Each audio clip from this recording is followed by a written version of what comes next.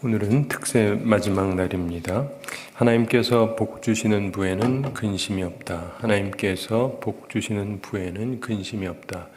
이런 제목으로 하나님 말씀 나누도록 하겠습니다. 발륨 조금만 더 올려주세요.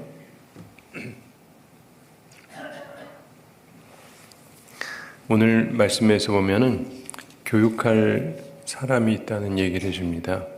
의인이 그런 사람들이라는 거죠. 자, 21절 함께 읽어보겠습니다.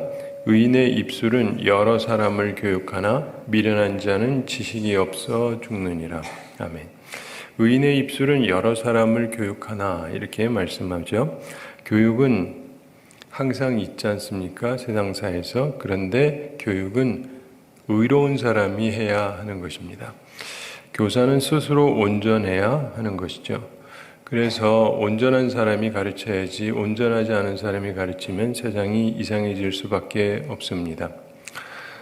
우리나라는 예전부터 문제가 좀 있었는데 세상을 이렇게 온전하게 바꾸는 좀 깨끗하게 하는 중요한 두 기관이 있는데 하나가 학교고 하나가 교회입니다. 그러니까 쉽게 말하면은 교회하고 종교기관이 사람들의 정신세계를 좀 온전케 해주는 곳이에요. 그래서 우리 정수기를 쓰기도 하고 어떤 물을 쓰고 할 때에도 이걸 정화를 해야 되는데 문제는 여기 기능에 문제가 생기면은 오염이 굉장히 심해지고 그래서 문제를 많이 일으키게 되는 것이죠. 그런데 제가 어렸을 때부터도 이미 한국 교육계가 썩기 시작을 했습니다. 아시는 분은 아시겠지만, 그래서 제가 언젠가 한번 말씀드렸던 것 같은데, 국민학교, 지금은 초등학교라 그러죠. 초등학교를 다니는데, 이제 우리는 공부를 잘하면 우등상을 주잖아요. 우등상을 주는데, 제가 6학년 때 공부를 진짜 잘했습니다. 진짜 잘했어요. 믿거나 말거나 진짜 잘했는데, 당연히 따놓은 우등상이었습니다. 애들도 다 알아요. 그것도 선생님께서 맨날 하던 이야기가 우리 중에서 시험 보면은 90점 넘으면 일어나라. 그리고 95점 넘으면 나와라. 그래가지고 세워놓고 박수 쳐주고 그랬거든요. 그러니까 저는 항상 거기 껴 있었는데 그래가지고 뭐 사람이 많은 것도 아니니까 근데 그 학교는 또 우등상을 굉장히 많이 줬어요. 3분의 1을 줍니다. 60명인데 20명을 줘요. 그러니까 20등만 들어도 되는데 저야 그보다 훨씬 앞에 있죠. 애들도 다 알고 있고 그런데 겨울이 됐습니다. 겨울방학 중에 선생님이 옛날에는 신정을 쟀거든요. 1월 1일. 근데 우리 학생들더러 다 자기 집에 오라고 이분이 그러셨어요. 그래가지고 가야 되는데 마침 부모님이 또 신방을 또 가셨어요. 새해 첫날부터 무슨 또 신방을 가셔가지고 지금 다시 생각해봐도 그래가지고 부모님한테 선생님한테 간다 그러긴 했는데 그래도 선생님 찾아갈 때 그냥 예의상 선물이 좀 있어야 되지 않겠습니까? 근데 부모님이 안 계시니 어떡해요? 뭐 아무것도 없고 가야 되나 말아야 되나 고민하다가 갔습니다. 맨손으로 갔어요. 근데 가서 보니까 다 온 것도 아니에요. 몇몇 애들만 왔더라고요. 그래서 꼭 와야 되는 게 아니었구나. 나는 꼭 와야 되는 줄 알았는데. 근데 보니까 애들이 다 선물을 갖고 왔어요. 나만 선물을 안 가지고 갔어요. 근데 아까도 말씀드린 것처럼 뭐 일부러 그랬다기보다 뭐 부모님도 안 계시니까. 근데 선생님은 꼭 오라고 했고, 그리고 선물 가지고 오라고 하시지는 않았거든요. 근데 어쨌든 그랬더니 선생님이 저를 보고는 기분이 영 안 좋으신 거예요. 그러면서 선생님도 뭘 준비를 해놨는데 우리도 그런 거 있잖아요. 그래서 교우들 하나씩 다 가져가십시오. 뭐 이런 것처럼 선생님이 준비해가지고 애들한테 주는데 다 줬어요. 근데 저만 안 주시는 거예요. 그러니까 애들이 용기를 안 주세요. 근데 말도 안 하세요. 근데 그것까지는 뭐 그렇다 치고 나중에 우등상을 주는데 제가 빠졌어요. 제가 빠졌어요. 말도 안 되잖아요. 그래가지고 거기에 대해서 이제 그랬는데 하여간 그러면서 더 얘기하면은 한국 교육에 얼마나 문제가 심각한가를 얘기해야 돼서 더는 얘기 안 하겠는데 그러니까 공부를 그렇게 잘하고 우등상을 받아야 되는데 제가 못 받고 누가 받았느냐 그날 선물 갖고 온 애가 받았어요. 제가 그걸 보면서 야 심하다. 그런데 그런 부패함이라고 하는 것이 굉장히 심하기 때문에 그 오래전부터도 그 부패함이 있었으니까 그런 것들이 있는데 점점 심해지다 보니까 교육계가 완전히 부패해 버린 거예요. 부패 온상이 되어 버리는데 실력으로 하는 사회가 아닌 사회가 된 거죠. 그래서 오늘날에도 그런 모습들이 여기저기서 터져나오고 그러지 않습니까? 몰래 하지만 그게 결국 터져나오고 사회적인 이슈가 되기도 하고 그러는데, 자, 생각을 해 보십시오. 그러기 때문에 한국 사회가 썩은 거예요. 교육계 자체가 썩어 있으니까. 그래도 교육계는 깨끗해야 되거든요. 그래야 온전해야 되겠구나 하는 걸 하게 되는데, 그리고 어떤 선생님은 중학교 때 선생님이 맨날 얘기하는 게 임기응변이 좋아야 된대요. 선생님이 가르치면서 그러면서 누가 잘못했잖아요? 물어봅니다. 왜 그랬어? 그래가지고 말을 잘하면은 그래 잘했어 들어가. 그리고 말을 제대로 변명을 못하면 때려요. 그러면서 임기응변을 잘해야 성공을 하는 거야. 그러면서 가르치는데, 야, 정말 그건 아니지 않습니까? 예. 그러면서 제가 말했던 학교들이 둘 다 기독교 학교였어요. 근데 이게 얼마나 문제가 심각합니까?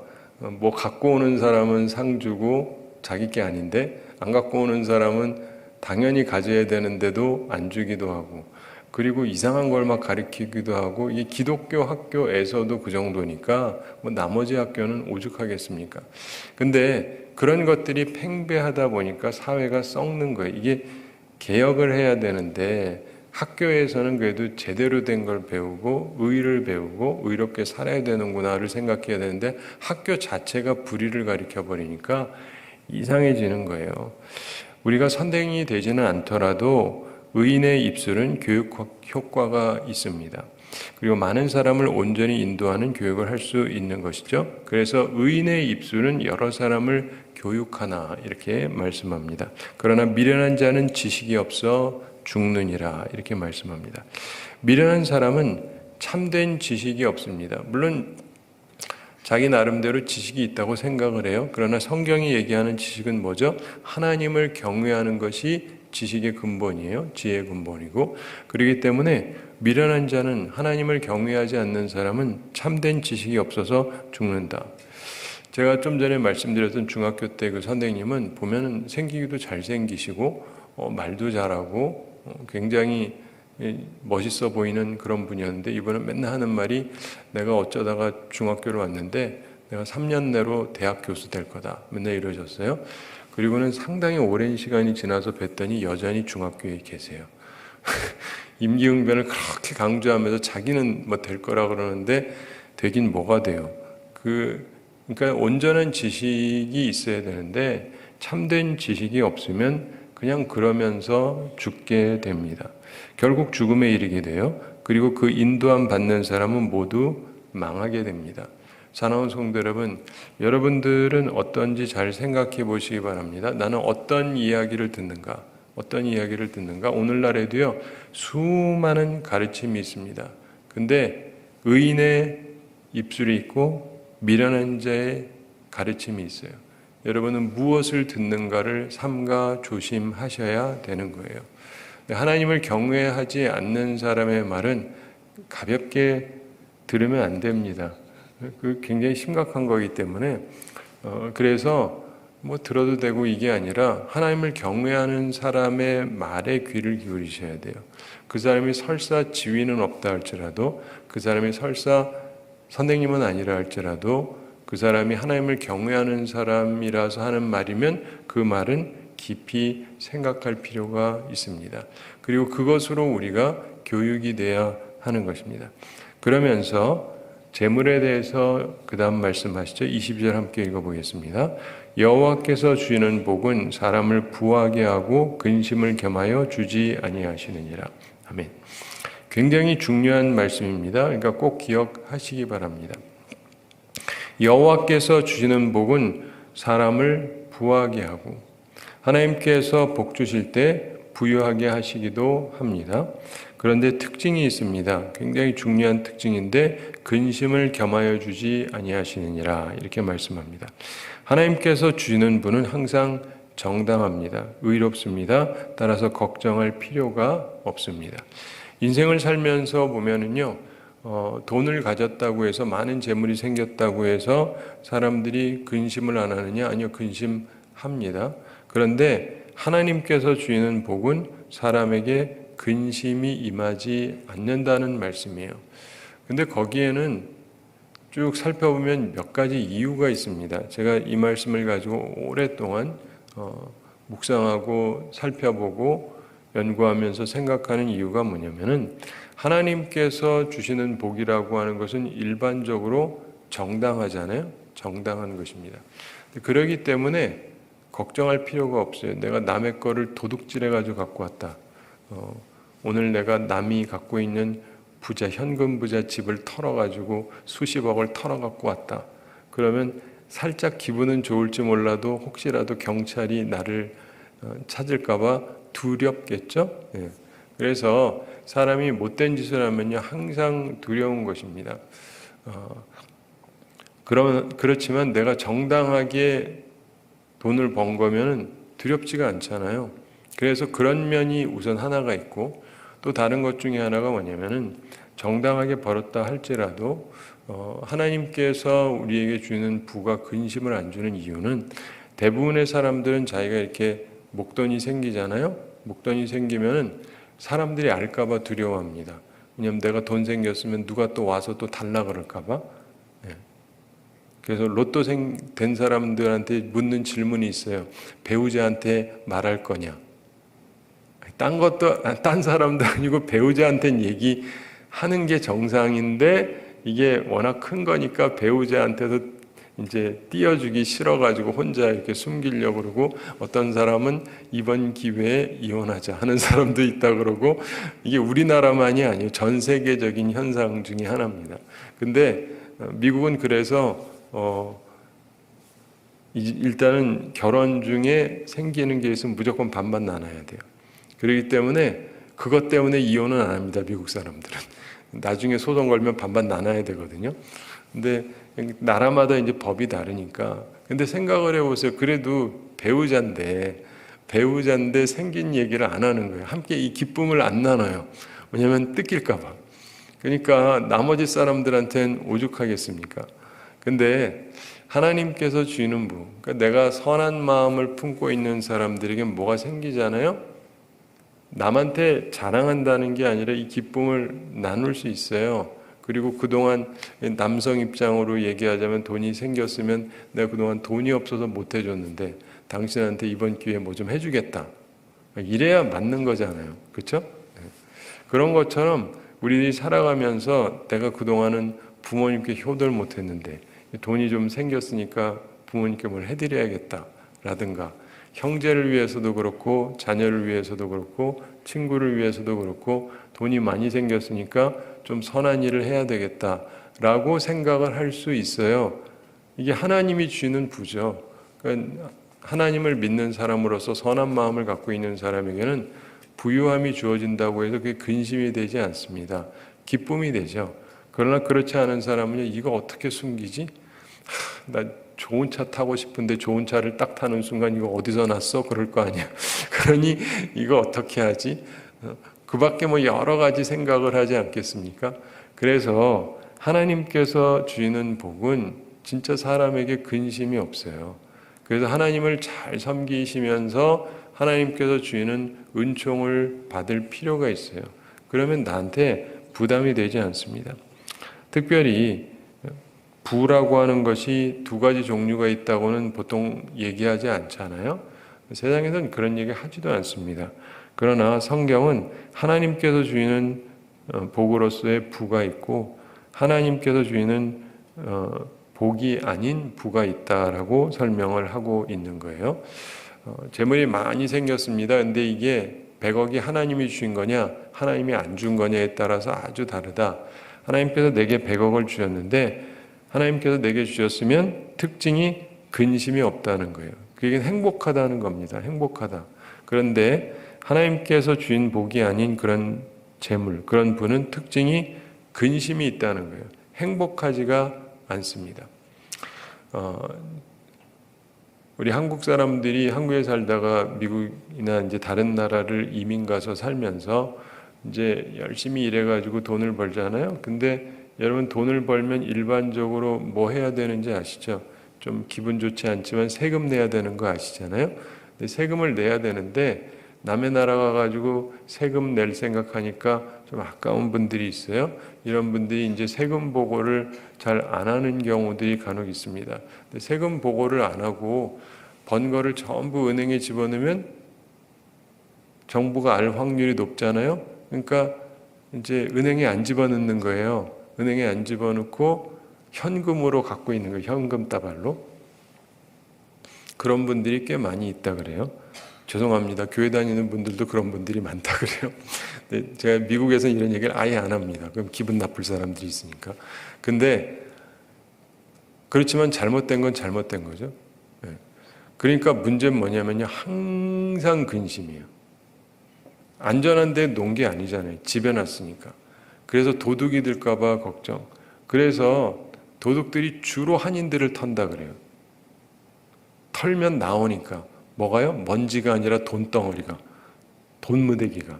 그래가지고 한인들이 많이 털린다고 그래요. 근데 그 자체가 스스로가 갖고 있는 고민거리죠. 자기가 이렇게 벌어놓고는 정당하게 갖고 있으면은 근심이 안 될 텐데 그렇지 않으니까 자꾸 근심이 되는 거죠. 그래서 사랑하는 성도 여러분, 우리가 재물을 바란다고 한다면 참으로 바라야 될 재물은 근심이 없는 재물입니다.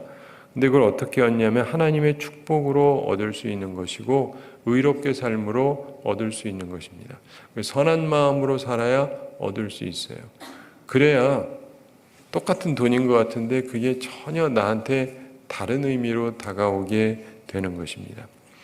그러므로 여러분들이 마음을 온전하게 가지셔야 돼요. 그래서 하나님께서 복 주실 만한 사람이 되고 하나님께서 복도 주시고 그 주신 복을 또한 나도 누리지만 함께 나눌 수 있는 사람이 되어야 돼요. 그래야 하나님도 좋아하시고 옆에 사람도 좋아하고 나도 행복한 것입니다. 이게 모두에게 좋은 삶을 살아가셔야 근심이 없고 기쁨이 있고 행복하게 살 수 있는 것입니다. 자, 23절 함께 읽어보겠습니다. 미련한 자는 행악으로 낙을 삼는 것 같이 명철한 자는 지혜로 낙을 삼느니라. 아멘. 여기서 보면 좀 특이한 말씀을 하는데 미련한 자는 행악으로 낙을 삼는 것 같이 이런 말씀을 합니다. 자, 지혜로운 사람은 하나님을 경외하기 때문에 악을 미워합니다. 그러나 미련한 자는 하나님을 경외하지 않아요. 하나님에 대한 인식이 없습니다. 그래서 악을 행하는데 악을 행하는 걸 기뻐한다는 거예요. 자신의 낙으로 삼는다는 것입니다. 그러니까 비극이죠. 하나님에 대한 인식이 없으니까 나쁜 짓을 하면서 기분이 좋은 거예요. 좀 전에 얘기한 것처럼 해서는 안 될 일들을 많이 하면서 기분이 좋은 거예요. 하나님에 대한 인식이 없으니까. 뭐 보는 분이 없는 거니까. 내가 무슨 상관이야. 남의 거 수십억 이거 뭐고 훔쳐왔으면 내가 이만큼 생겼네? 기분 좋네? 그리고 마땅히 내가 해야 될 일 안 하고 세금 안 내고 기분 좋네? 다 좋죠. 그런데 이런 것들이 스스로에게 비극이 되는 것입니다. 명철한 자는 지혜로 낙을 삼느니라. 명철, 이해, 통찰력을 얘기하는데 이게 있는 사람은 하나님을 경외하는 지혜를 갖습니다. 악을 미워하는 지혜로 낙을 삼는다는 것입니다. 서로 기뻐하는 게 다르죠? 아주 다릅니다. 근데 여기서도 우리가 기억을 해야 되는 것이 명철한 자는 이라고 얘기했어요. 명철한 자는. 이 명철한 자는 이라고 하는 것이 이해를 하고 있어야 돼요. 상황 파악을. 그러니까 저도 어렸을 때는 그 명철함이 아무래도 좀 더 적겠죠.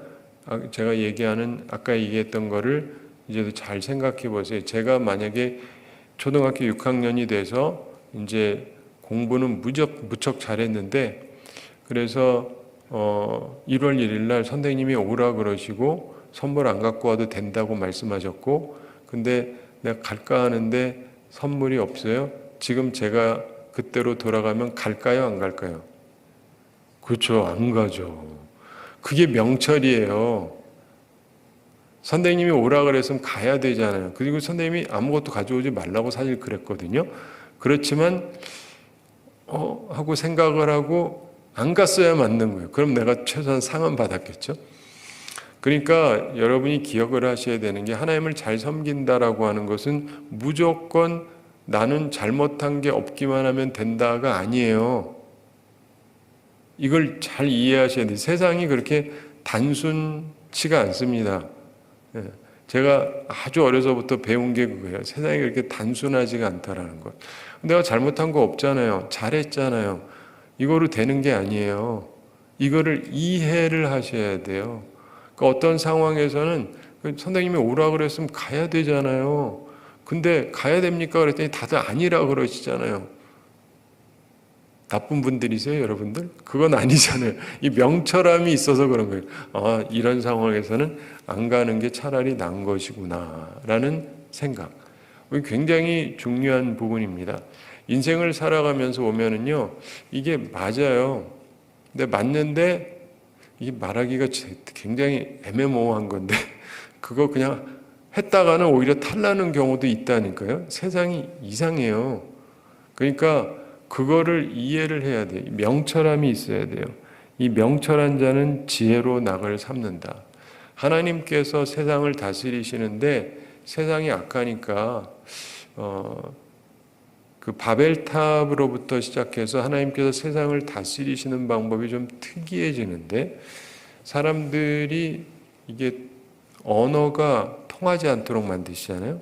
언어가 통하지 않도록 만듭니다. 그래가지고 사람들이 예전에는 하나가 돼서 못된 짓을 하는데 온 힘을 다해서 하늘로 하나님의 자리까지 올라가려고 했었던 거예요. 그들의 관념 속에서. 하나님이 이걸 흐트러 버리십니다. 그래서 그 다음에는 세상이 어떠냐면요, 참 특이한 게 악을 악으로 견제시키세요.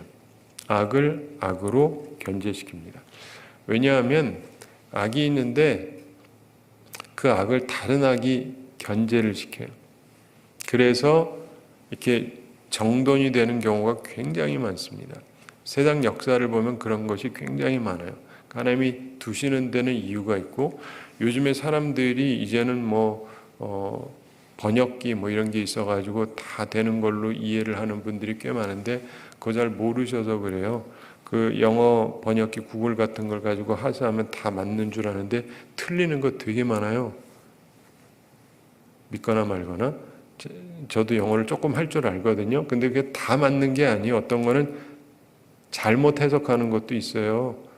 그게 다 맞는 줄 알아. 기계고 컴퓨터면 다 맞는 줄 알아. 그게 무지함이에요. 그게 무지함. 그게 다 맞지가 않습니다. 근데 그러니까 기계만 이용하면 되고 다 되는 줄 알고 그러다가 오해가 생기는 거예요. 이게 뜻 하나를 잘못 이해하는 순간 완전히 다 틀어져요.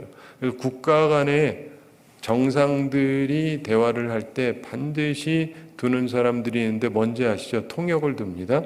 남북하는 필요가 없어요. 말이 통하니까. 그렇지만 다른 나라들은 통역관이 있어요. 통역관이 있는데 한 명만 있으면 되잖아요. 그렇죠? 그런데 양쪽이 다 데리고 와요. 양쪽이 다 데리고 와요. 이쪽이 듣고 통역하고 저쪽이 듣고 통역하고 그러는데 이게 통역하는 사람이 실수하거나 장난을 치는 순간 모든 게 흐트러져요. 이게 점검이 돼야 돼요. 점검이. 이 사람이 저쪽에다 말하는 게 제대로 하고 있나? 이쪽에 말하는 게 저쪽이 제대로 가고 있는가? 이게 점검이 돼야 돼요. 그래서 사실은요, 우리 말 통하는 사람들이라 할지라도 때로는 혼자 하는 것보다 옆에 딴 사람이 있는 게 나아요. 왜냐하면 많은 사람들이 그 순간에 들으면서 잘못 오해하는 경우가 굉장히 많습니다. 인생에는 그런 게 굉장히 많아요. 저는 이거를 알고 있잖아요. 이 알고 있다는 게 굉장히 중요한 거예요. 근데 많은 사람들이 아예 알지 못합니다. 오해는 없는 줄 알아요. 다 통하는 줄 알아요. 아니요. 오해도 많고 이상한 일도 많아요. 제가 하나님의 섭리로 언젠가 한번 말씀드린 적이 있는데, 그 사운드 오브 뮤직에 보면 노래가 있는데 도레미 이렇게 노래 부르는 게 있는데, 그거를 섞으면은 음악이 된다 이렇게 하는 게 있는데, 저희 큰 누님이 어렸을 때 듣고는 와서 거기 보면은 이상한 말이 나오는데, 무슨 말이냐 했더니 미친놈아가 나오는데, 미친놈아 영어인데 미친놈아 그런데. 그래서 에이 그럴 리가 있나, 우린 더 어렸을 때니까. 근데 우리 큰 누님이 그래가지고 그러냐고 하고 저희 작은 누나랑 이렇게 같이 들었더니 진짜 미친놈아 이러는 거예요. 웃긴다. 다시 들어도 미친놈아로 들려요, 우리 귀에는. 그래서 그러면서 참 이상하다, 왜 영어에서 미친놈아 그러지? 그랬는데 나중에 이제 크고 나서 제가 미국 가서 오래 살았잖아요. 그리고는 어느 날 그게 들었더니 그게 다른 말인데, 그때 어렸을 땐 그렇게 들린 거예요.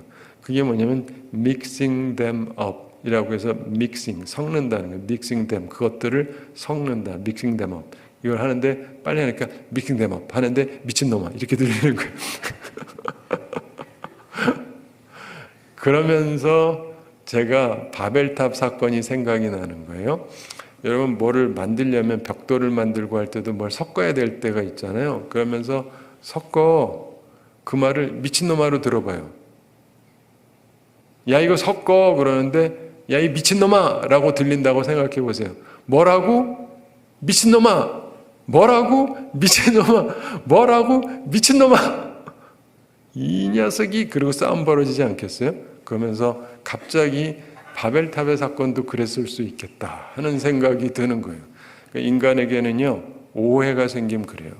근데 하나님의 은혜가 없는 곳에는요 계속해서 오해가 생겨요.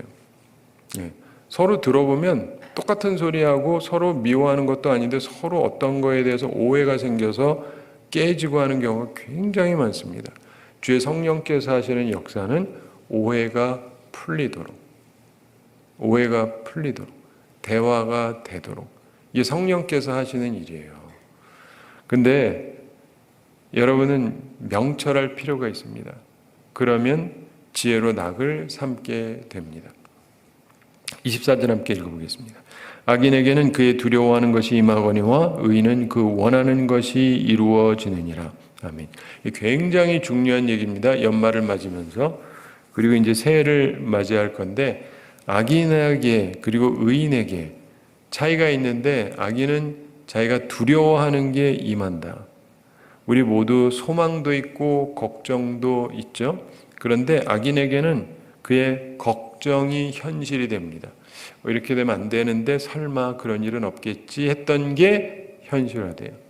그리고 의인은 그 원하는 것이 이루어지느니라.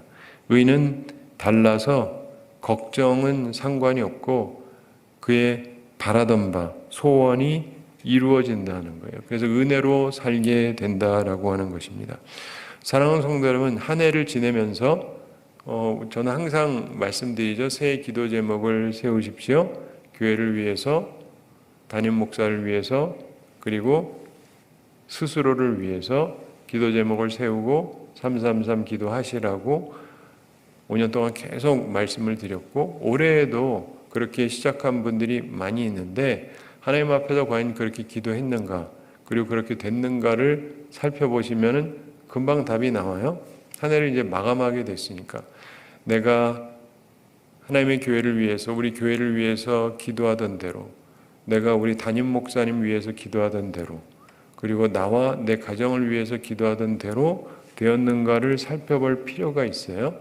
그리고 살피면서 보면은 악인은 원하는 건 안 이루어지고 걱정하던 바가 이루어지겠죠.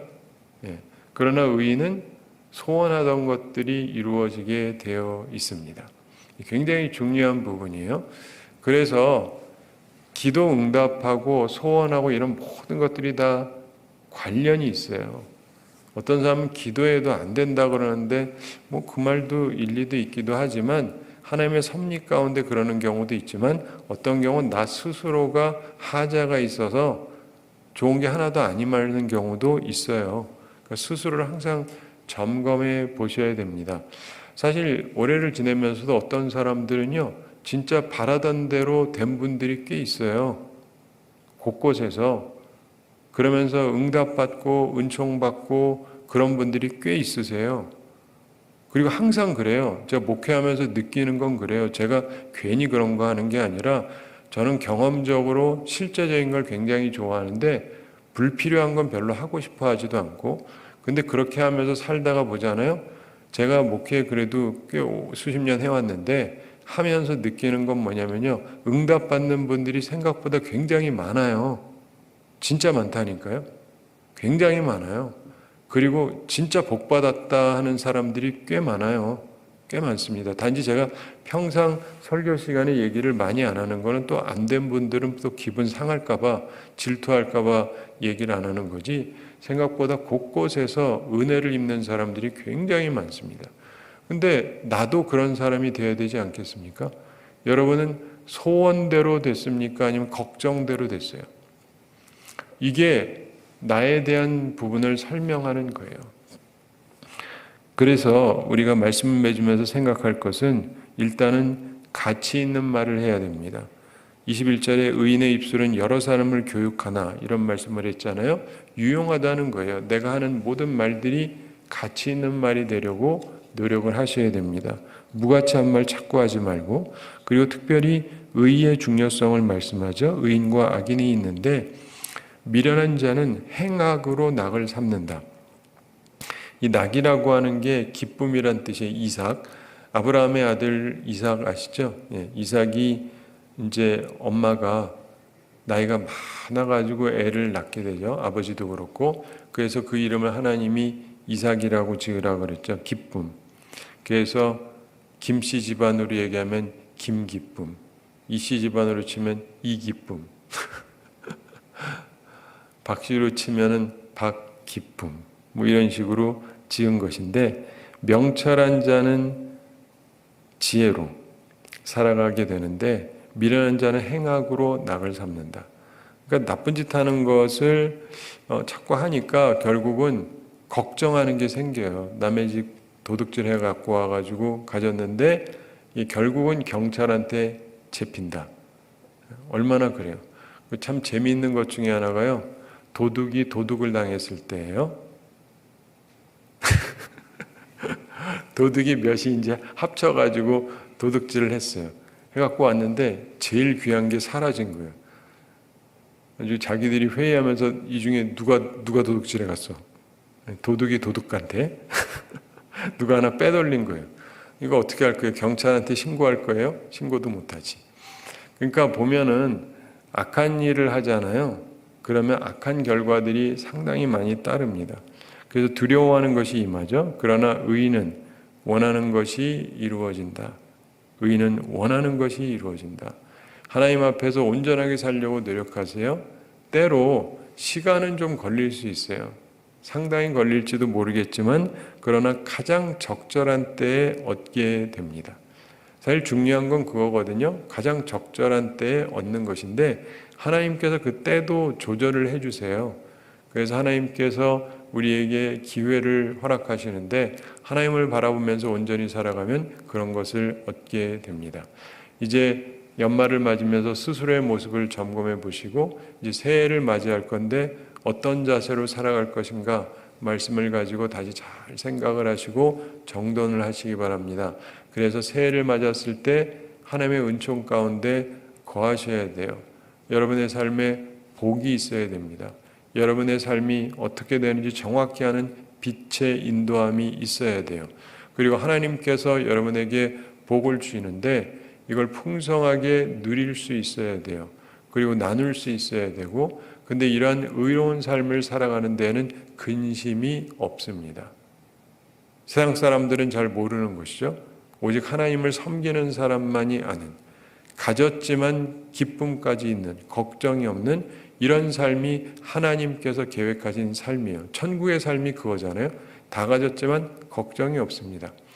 바라기는 이 말씀을 기억하면서 올해를 잘 마무리하고 새해를 아름답게 계획을 해서 하나님께서 우리를 사랑하셔서 우리에게 주시려고 하는 은총을 충만하게 누리며 살아가는 우리 모두가 되기를 바랍니다. 우리 함께 기도하겠습니다. 사랑의 하나님 아버지, 우리를 사랑하시고 오늘도 저희들에게 귀한 말씀 주심을 감사드립니다. 하나님께서 복 주시는 부에는 근심이 없다 하셨는데 이 말씀을 우리들이 마음에 새기게 하여 주시고 하나님 앞에서 온전히 살아가고 하나님이 축복하실 만한 삶을 살아가는 저희들 다 되게 하여 주시옵소서. 그래서 세상 사람들의 부와는 다르게 근심이 없는 그러한 아름다운 삶을 살아갈 수 있도록 주여 축복하시고 은혜를 베풀어 주시옵소서. 우리 성도들 기억하셔서 영육간에 강건케 해주시고 일용할 양식 공급해 주시고 시험에 들지 않고 악과 싸워 이기는 주의 용사들이 다 되게 하여 주시옵소서. 오늘도 주님 앞에 나오며 예물을 드리는 성도들이 있습니다. 주님께서 기쁘게 받으시고 흠양하여 주시고 복되게 하여 주시옵소서. 주님, 우리를 항상 사랑해 주심을 감사드립니다. 오늘도 주님 앞에 나오게 해주시고 또 이번 주간을 통해서 하나님께서 준비하신 말씀을 우리들이 듣게 해주심을 감사드립니다. 우리들이 함께 이 말씀을 들었는데 나누었는데 하나님께서 이 말씀이 우리 가운데 생각나게 해주시고 이 말씀대로 적용하고 살아서 하나님께는 영광이요 우리들에게는 기쁨이 되고 많은 사람들을 유익하게 하는 삶을 살아가는 우리들 다 되게 하여 주시옵소서. 감사드리며 예수님의 이름으로 기도드리옵나이다. 아멘.